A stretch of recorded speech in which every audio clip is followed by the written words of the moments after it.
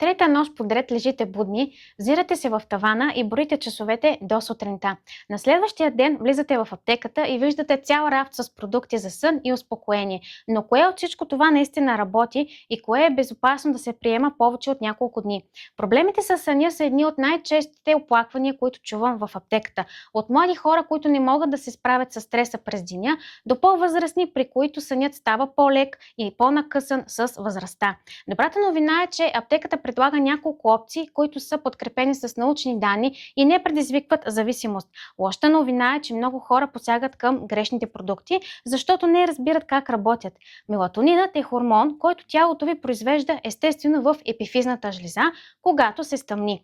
Той не ви приспива като удар с чук, вместо това той деликатно сигнализира на мозъка, че е време за сън и помага за регулиране на циркадния ритъм. Ето защо мелатонинът е най-подходящ за хора, чието денонощен ритъм е объркан, например при джетлаг след дълъг полет, при работа на смени или при хора, които естествено заспиват много късно и трудно се будят сутрин.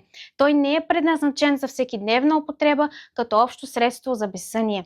Коренът от валерианата е една от най-изследваните билки за сън.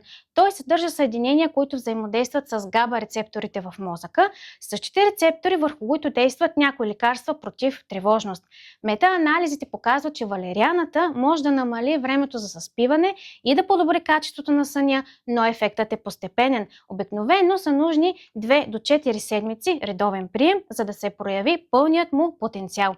Лайката и пасифлората също имат данни за себе си, макар и по-ограничени, но са подходящи за хора с лека тревожност. Но има една група продукти, които много хора вземат погрешно и които могат да навредят повече, отколкото да помогнат.